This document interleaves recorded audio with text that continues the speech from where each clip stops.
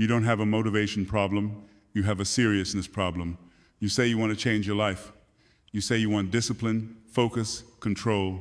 But if someone watched you for just one day, not what you say, not what you plan, just what you actually do, they would see something else. They would see hesitation. They would see distraction. They would see a person who treats their own potential like something optional. And that's the part most people never confront, because it's easier to believe you're not ready yet. It's easier to tell yourself you'll start when you feel different, when things calm down, when you finally have clarity. But look closely at your life. How many times have you said tomorrow and quietly watched it turn into weeks, then months, then years? How many times have you made a promise to yourself and broken it so casually that it didn't even feel like a betrayal anymore? That's not laziness. That's something deeper. That's what happens when you stop taking yourself seriously. And the cost is not loud. It doesn't look like failure from the outside. It looks like a life that almost started, a version of you that almost became something, a future that stayed in your head while your reality stayed exactly where it is.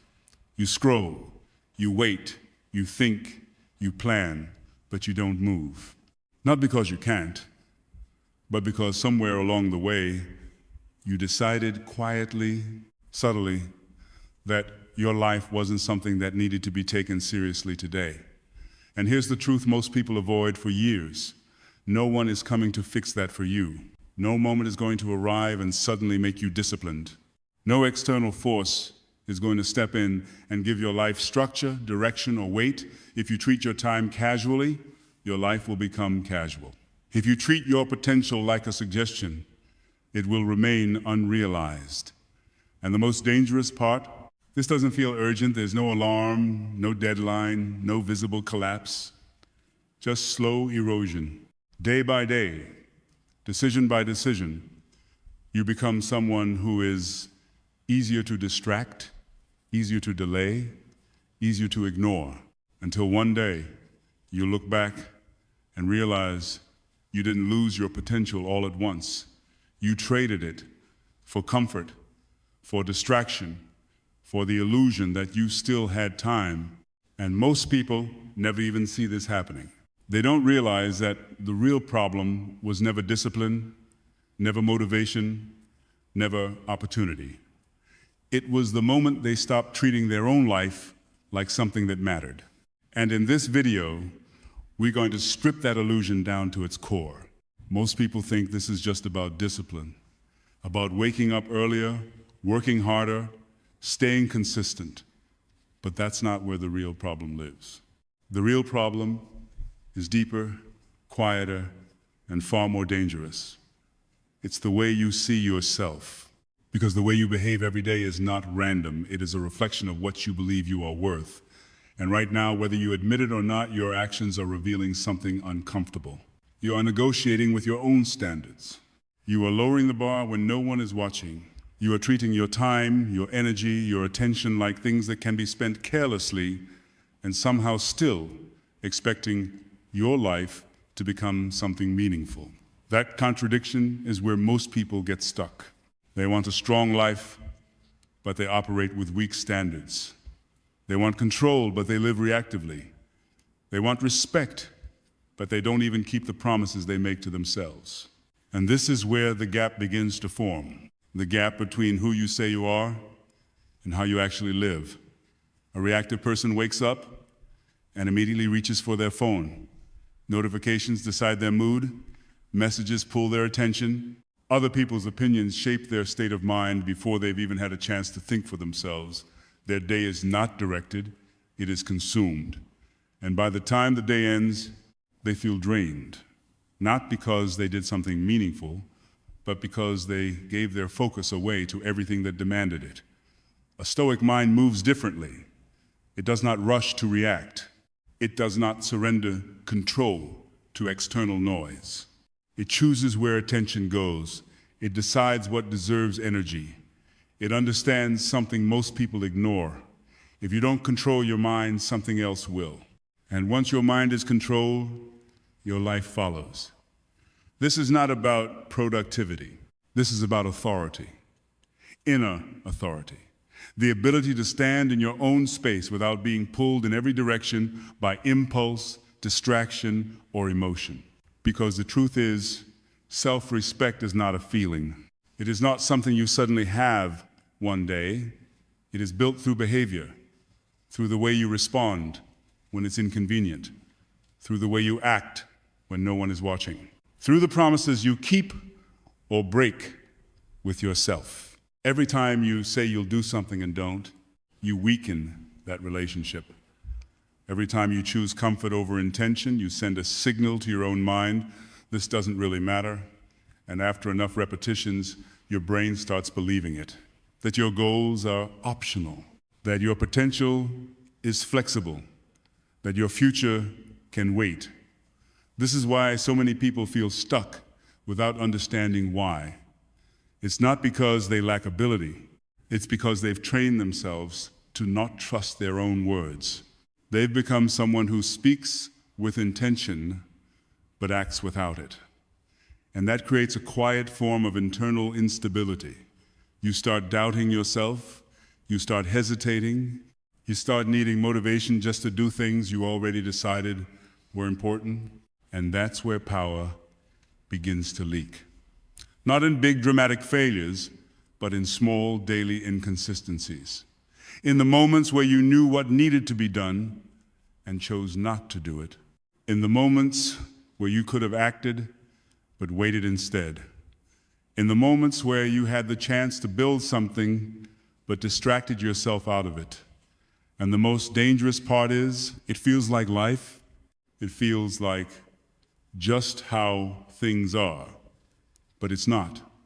It's a pattern of reacting instead of choosing, a pattern of lowering standards instead of raising them, a pattern of slowly disconnecting from your own authority. And if you don't see it clearly, you can live inside that pattern for years, thinking you're progressing while nothing fundamental actually changes. So if you want to understand why your life isn't moving the way you expect, you have to stop looking at your goals and start looking at your standards. Because everything from this point forward goes deeper than action. You are not stuck because you lack time. You are stuck because you treat your life like a side project. That's the first thing you need to understand. Most people don't fail in dramatic ways. They don't collapse. They don't lose everything overnight. They simply misplace their priorities. Quietly, consistently, until their life reflects it. You say your goals matter, but look at how you spend your day. You protect time for distractions.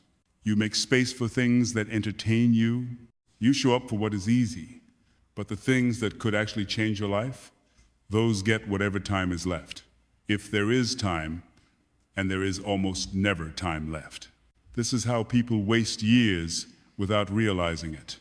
Not by making one big mistake, but by making small, comfortable decisions that slowly move them away from who they could have been. Think about a normal evening. You finish your work. You tell yourself you'll do something productive, maybe learn something, maybe build something, maybe take one step toward a better version of yourself. But then you sit down just for a few minutes. You open your phone, one video becomes three becomes 10, an hour disappears, then another, and suddenly the night is gone, and you say the same sentence again, I'll start tomorrow. That sentence has destroyed more potential than failure ever will, because it feels responsible. It feels harmless. It feels like you're still in control. But in reality, it's just delay disguised as intention. And the longer you repeat it, the more your brain learns something dangerous, that what matters can wait, that your future is flexible, that your life is not urgent. And once that belief sets in, everything starts to shift. Your standards drop, your discipline weakens, your sense of direction fades, not all at once, slowly, quietly, almost invisibly. This is why some people stay in the same place for years, even though they are capable of much more. It's not because they don't know what to do. It's because they don't treat what they know as something that must be done. There's a difference, a massive one. Knowledge without urgency is useless. Potential without action is meaningless. And intention without structure is just another form of procrastination. Stoicism forces you to see this clearly. It doesn't care about what you plan to do, it only cares about what you actually do. Because your life is not shaped by your thoughts, it is shaped by your repeated behavior, by what you choose and what you avoid every single day. And here's the uncomfortable truth. The way you spend your time is the clearest reflection of who you are. Not who you want to be, not who you say you are becoming, who you are right now. If you spend hours consuming and minutes creating, you are not building a future. You are maintaining your current state. If you prioritize comfort over growth, you are not preparing for something better. You are reinforcing what already exists, and if you treat your goals like something optional, your life will treat them the same way. This is why disciplined people move differently. They don't wait until they feel like doing something important. They decide, and then they protect that decision. They schedule it. They show up for it. They treat it with the same seriousness as something that cannot be missed, because to them, it cannot be missed. Their future is not a side project. It is the main thing. And that changes everything. Because once you stop treating your life like something secondary, your behavior begins to align. You stop negotiating with your own potential. You stop asking, do I feel like it? You start asking, does this matter? And if the answer is yes, you act. No drama, no overthinking, just action. That's the shift. That's the difference between someone who drifts and someone who builds. One treats their life like something that will eventually happen. The other treats it like something that is happening right now. And here's the line most people never cross. The moment where they realize your future is not something you visit later. It is something you are either building or avoiding today. You don't avoid action because you're lazy. You avoid action because you are protecting something, your ego. That's the second layer most people never see. On the surface, it looks like procrastination. It looks like distraction. It looks like lack of discipline. But underneath all of that, there is fear. Not loud fear, not obvious fear, quiet fear, the kind that hides behind logic, the kind that whispers things like, not yet, not ready, later. Because as long as you don't fully commit, you can always protect a story about yourself, a comfortable story. I could do it if I really tried. I just haven't had the right moment. I haven't given it my full effort yet. That story keeps your identity safe, because the moment you actually try, fully, seriously, without holding back, something changes. The result becomes real. If you succeed, it's real. But if you fail, that's real too. And that's what most people are avoiding. Not failure itself, but clarity. The clarity of knowing exactly where they stand. Because as long as you stay in this half-committed state, you never have to face that truth. You stay in a comfortable middle, not moving forward, but not collapsing either.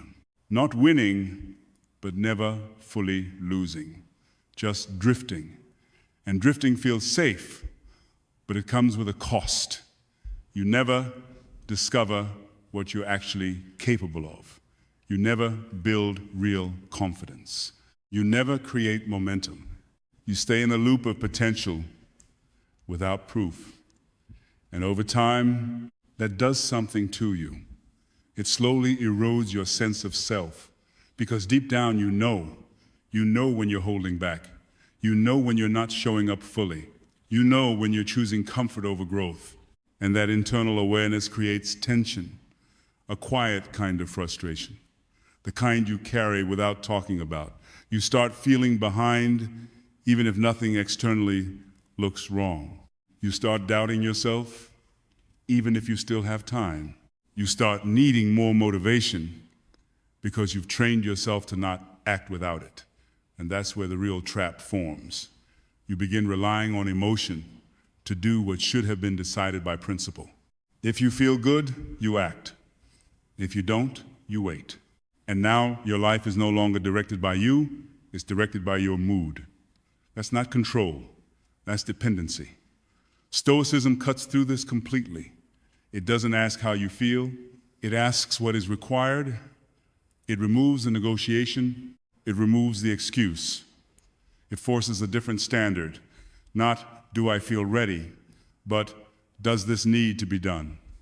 Because the Stoic understands something most people ignore. Your emotions are not a reliable guide. They are temporary. They fluctuate. They react. But your decisions, your standards, your principles, those are what create stability. That's what creates direction. And the moment you stop protecting your ego, everything changes. You stop needing to feel ready. You stop needing perfect conditions. You stop waiting for clarity. Because you understand that clarity comes after action, not before it. You act, then you adjust. You move, then you learn. You commit, then you discover, and that shift is uncomfortable at first, because now you have no place to hide, no story to protect, no excuse to fall back on, just reality, just effort, just truth. But that's also where your power is. Because when you remove the need to protect your image, you become free to improve it. When you stop trying to look capable, you start becoming capable. When you stop avoiding failure, you start using it. That's the difference between someone who stays stuck and someone who evolves. One protects who they think they are, the other builds who they could become. And the moment you understand that, you stop asking, why am I like this? And start asking a much more dangerous question. What would happen if I actually gave this my full effort and had no excuse left? Everything you do is coming from a version of you that you've already accepted. That's the level most people never reach. They think their problem is discipline, they think their problem is focus, but those are surface issues. The real issue is identity. Because you don't act out of what you want, you act out of what you believe you are. And if that belief is weak, your actions will always reflect it. You can try to force yourself to work harder. You can push for a few days. You can create temporary bursts of motivation. But if your self-image doesn't change, you will always return to the same baseline, the same habits, the same patterns, the same level of effort. This is why people repeat the same cycles over and over again. They start strong, they feel motivated, they push themselves, and then something small breaks the rhythm. One missed day, one distraction, one moment of weakness, and suddenly everything collapses. Not because they are incapable, but because that version of them was never stable to begin with. It was built on effort, not identity. Stoicism looks at this differently. It doesn't ask, how can I do more? It asks, who am I becoming? Because once identity is clear, behavior follows naturally. A disciplined person doesn't constantly fight themselves to act. They act because it aligns with who they are. Someone who sees themselves as focused doesn't negotiate with distraction. Someone who sees themselves as reliable doesn't casually break promises. Someone who sees themselves as strong doesn't look for comfort as a default response. They don't need to convince themselves every day. They've already decided, and that decision has become part of them. That's the difference between forcing behavior and embodying it. Most people are stuck trying to force actions that contradict their identity. They say they want discipline, but they still see themselves as inconsistent. They say they want control, but they still believe they are easily distracted. They say they want strength, but they still define themselves by their past failures. And as long as that identity stays intact, nothing changes. Because identity creates outcomes, not the other way around. Your results are not random. They are a reflection of your internal standard. And your standards reveal something deeper. They reveal how you see yourself when no one is watching. Think about it. When you are alone, with no pressure, no audience, no expectations, how do you behave? That is your truth. Not the version you show people, not the version you talk about, the real one. The one that decides whether you follow through or not. And if that version of you accepts mediocrity, your life will quietly mirror it. If that version of you tolerates distraction, your focus will always be fragile. If that version of you avoids discomfort, your growth will always be limited. Because standards are not what you declare, they are what you consistently accept. And this is where most people lose control without realizing it. They lower their standards in small ways. They allow small compromises. They excuse small lapses. And over time, those small things redefine what feels normal, until discipline feels extreme, until focus feels unnatural, until consistency feels exhausting. That's how far they've drifted from who they could have been. But the reverse is also true. When you raise your internal standard, even slightly, everything begins to shift. You start noticing things you used to ignore. Distractions feel heavier. Wasted time feels uncomfortable. Half effort feels unacceptable. Not because someone told you, but because it no longer aligns with who you believe you are. That's when real change begins.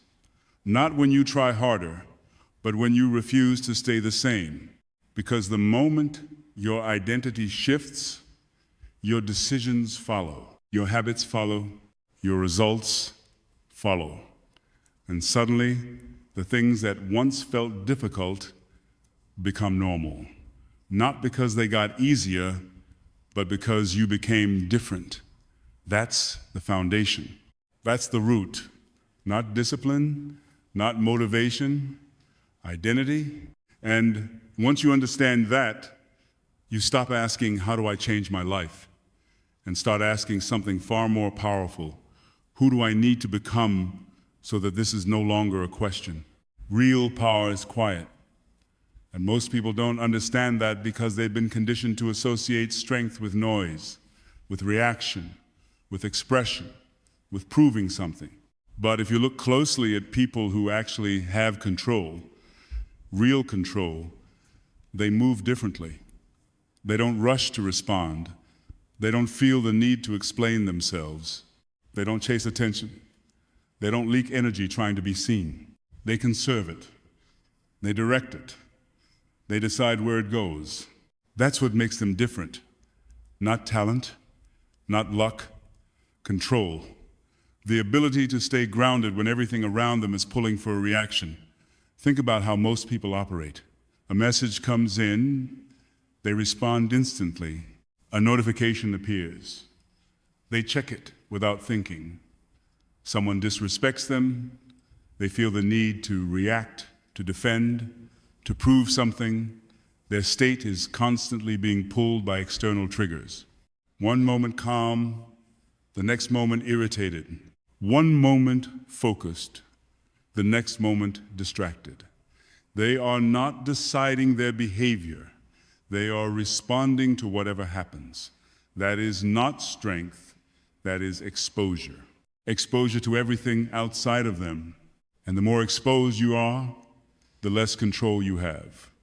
A Stoic mind is not easily moved, not because it is cold, but because it is anchored. It understands that every reaction is a form of surrender. Every impulsive response is a small loss of control. and it refuses to give that away cheaply. So instead of reacting, it pauses. Instead of speaking, it observes. Instead of rushing, it waits, not out of hesitation, but out of precision. Because not everything deserves your energy. Not everything deserves your attention. Not everything deserves a response. And once you understand that, your behavior begins to change in subtle but powerful ways. You stop checking your phone every few minutes. You stop replying immediately to everything. You stop engaging in conversations that go nowhere. You stop trying to correct every misunderstanding. You stop trying to prove your value to people who are not even paying attention. And in that restraint, something builds: presence, weight, a sense that you are not easily pulled, that you are not available to everything, that your attention is not cheap. This is what most people miss. They think strength is about doing more action, more effort, more output. But often, strength is about doing less reacting, less explaining, less chasing, less noise, because every unnecessary action drains you. Every impulsive reaction weakens you. Every moment of distraction takes something from you that you don't get back.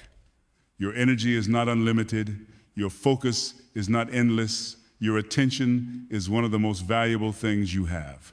And if you don't treat it that way, it will be taken from you piece by piece until there is nothing left for what actually matters.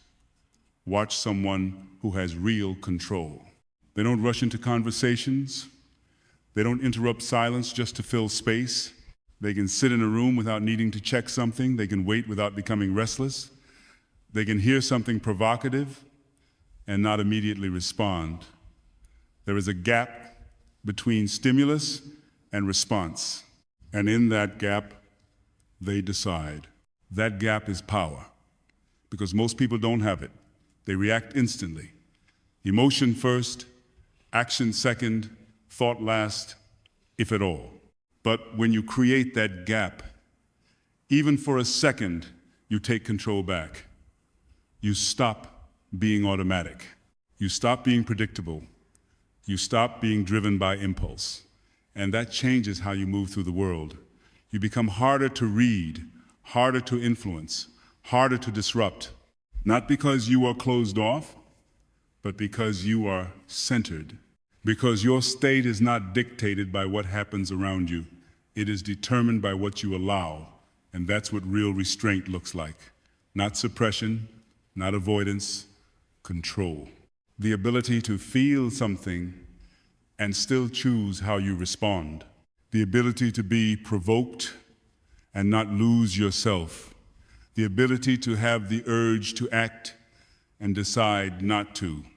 That is strength. Not loud, not visible, but undeniable. And once you begin to operate from that place, people notice, not because you demand attention, but because you don't. Not because you speak more, but because when you do, it carries weight. Because it's not constant, it's not reactive. It's chosen. That's the shift from reacting to deciding, from leaking energy to directing it, from being controlled to being in control. And once you experience that, even once, you start to see how much of your life was being spent automatically and how much of it you can take back. Your life will never rise above the level of what you tolerate. That's the line most people never cross. They spend years trying to improve their habits, optimize their routines, find better strategies, but they ignore the one thing that quietly controls everything: their standards. Because standards are not what you say you want. They are what you accept repeatedly without resistance. You can say you value focus, but if you tolerate constant distraction, your life will reflect distraction. You can say you value discipline, but if you allow inconsistency, your results will mirror inconsistency. You can say you respect yourself, but if you keep breaking your own word, that respect does not exist in reality. This is where the gap becomes undeniable. Not between you and other people, but between you and your own potential. And that gap is built slowly, not through major failures, but through tolerated compromises. Small ones, easy ones, the kind you justify in the moment. It's just today. It's not a big deal. I'll fix it tomorrow. But standards don't work like that. They don't reset overnight. Every compromise becomes a reference point. Every exception becomes a new baseline. And over time, what used to feel unacceptable starts to feel normal. That's how people drift without noticing. That's how discipline turns into occasional effort. That's how clarity turns into confusion. That's how purpose turns into routine. Not because they chose to fall, but because they kept allowing small things to slide. Stoicism doesn't allow that kind of drift. It draws a line, not publicly, but internally. A line that says, this is what I accept, and this is what I don't. And once that line is clear, decisions become easier. Not easier emotionally, but clearer mentally. Because now every action is measured against something solid. Not mood, not convenience, not external pressure. Standard, and that changes how you move. You stop negotiating with yourself. You stop asking for permission to do what you already know is necessary. You stop lowering the bar just because no one is watching, because you are watching, and that becomes enough. This is where self-respect becomes real, not in what you say, but in what you refuse, the things you no longer tolerate, the habits you no longer excuse, the behaviors you no longer justify. Because every time you tolerate something beneath your standard, you reinforce it. And every time you reject it, you redefine who you are. That's the mechanism. That's how identity is built in real time, not through declarations, but through decisions. And once your standards rise, your environment begins to feel different. The same distractions that used to feel normal now feel heavy. The same conversations that used to feel engaging now feel empty. The same patterns that used to feel comfortable now feel limiting. Not because the world changed, but because you did. And that's when something powerful happens. You stop chasing improvement and start embodying it. You stop looking for motivation and start operating from principle. You stop needing reminders because your standards are always present, and that creates stability, a kind of internal structure that doesn't depend on external conditions. You can have a bad day and still act in alignment. You can feel tired and still follow through. You can be uncomfortable and still choose what matters. Because your standard is no longer flexible. It's not something you adjust based on how you feel. It's something you uphold regardless of how you feel. That's where strength becomes real. Not in moments of intensity, but in moments of consistency. Not when everything is easy, but when nothing is pushing you except your own standard, and over time that compounds quietly, relentlessly. You build trust with yourself. You build momentum. You build a life that reflects something solid, not temporary effort, but permanent alignment. And eventually, you reach a point where the question is no longer, what should I do? The question becomes, what would someone at my standard tolerate? And the answer is always clear. Not everything you call strength is actually strength. And this is where things become dangerous, because you can spend years believing you're in control, when in reality, you're just hiding. You say you're staying silent, but sometimes that silence is not discipline, it's fear. Fear of being judged, fear of being exposed, fear of not being enough. So instead of speaking with clarity, you withdraw, and you call it control. You say you're letting go, but sometimes that's not detachment. It's avoidance. You don't confront the situation. You don't address what needs to be addressed. You just step back and tell yourself you're above it. But deep down, you know you didn't choose peace. You chose escape. You say you're calm, but sometimes that calm is not stability. It's suppression. You feel the frustration. You feel the pressure. You feel the internal noise building, but instead of understanding it, you push it down. You ignore it. You pretend it's not there. And over time, that silence becomes heavy. Not powerful, heavy. This is the difference most people never learn. Real Stoic strength is not about looking composed, it's about being composed. It's not about avoiding reaction. It's about understanding it and choosing something higher. It's not about disconnecting from emotion. It's about not being controlled by it. Because you can look calm and still be fragile. You can stay silent and still be insecure. You can walk away and still be running. That's pseudo-strength. And it's convincing. It feels safe. It feels controlled. But it doesn't hold under pressure. The moment something real challenges you, it cracks. Because it was never built on truth. It was built on avoidance. Real strength is different. It doesn't need to hide, it doesn't need to prove, it doesn't need to perform. It faces things directly. It speaks when necessary and stays silent when it's not. Not out of fear, but out of clarity. It lets go when something is no longer worth holding, not because it's uncomfortable, but because it's irrelevant. It stays calm, not because nothing is happening inside, but because it has learned how to process what is happening without losing control.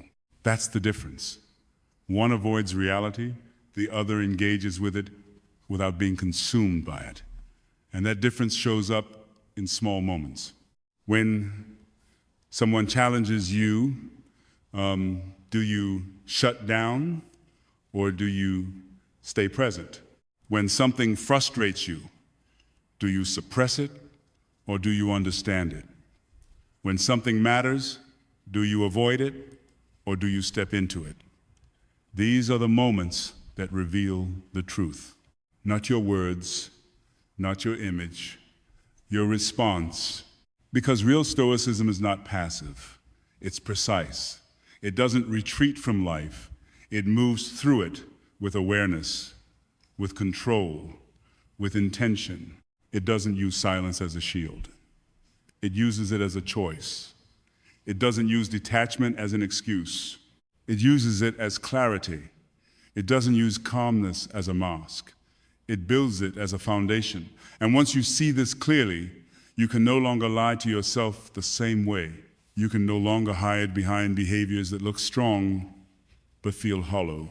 You start questioning your own patterns. You start asking, am I actually in control? Or am I just avoiding discomfort in a more sophisticated way? That question changes everything because it forces honesty, and honesty removes illusion. And without illusion, you are left with something real, something you can actually build on, not a version of strength that looks good from the outside, but one that holds. When everything inside you wants to break, at some point this stops being about discipline. It stops being about habits, routines, productivity, or even self-improvement. It becomes something much simpler and much harder to escape. The question is no longer what should you do? The question is what are you willing to tolerate from yourself? Because everything you've seen up to this point leads here. Every delay, every distraction, every excuse, every moment you chose comfort over action. It all points to one thing: a standard, the level at which you allow yourself to operate. And once you see that clearly, you can't unsee it.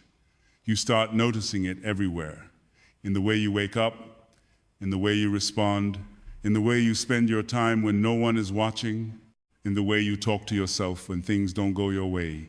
You begin to realize your life is not random. It is structured, quietly, repeatedly, by what you accept. And that realization creates a choice, not a dramatic one, not a loud one, a quiet decision, the kind that no one else sees. You either continue as you are, reacting, delaying, negotiating with your own potential, or you draw a line. Not for other people, not for appearances. For yourself, a line that says, this is no longer acceptable. Not tomorrow, not next week. Now. Because the truth is, nothing changes until that line becomes real. You can watch videos, you can collect ideas, you can feel motivated for a few hours. But if your standard stays the same, your life stays the same. And most people never change that. They wait for something external, a better time, a clearer path, a stronger feeling. But that moment never comes because it was never supposed to. Change doesn't arrive. It's chosen. And it's chosen in the smallest moments. The moment you don't reach for distraction, the moment you follow through, even when you don't feel like it, the moment you stay silent instead of reacting, the moment you act without needing validation. Those moments don't look significant, but they are, because they redefine who you are, not in theory, in reality. And once that process starts, it builds, slowly, quietly, but it builds. You begin to trust yourself again. You begin to move with more clarity. You begin to feel something different. Not excitement, not motivation, something deeper, stability. And from that stability, everything else becomes possible. Not because life gets easier, but because you stop making it harder for yourself. You stop working against your own potential. You stop lowering your own standard. You stop escaping the very things that would have made you stronger. And over time, something shifts. You are no longer trying to become someone better. You are someone better because you no longer tolerate being less. That is the difference. That is the line. And once you cross it, there is no going back to the version of you who knew what needed to be done and chose not to do it, because now you see it. Clearly, fully, without illusion, your life will become whatever your standards allow. Nothing more, nothing less. So the question is simple, and it has always been simple. Not easy, but simple. Are you going to keep negotiating with your own life, or are you finally going to take it seriously?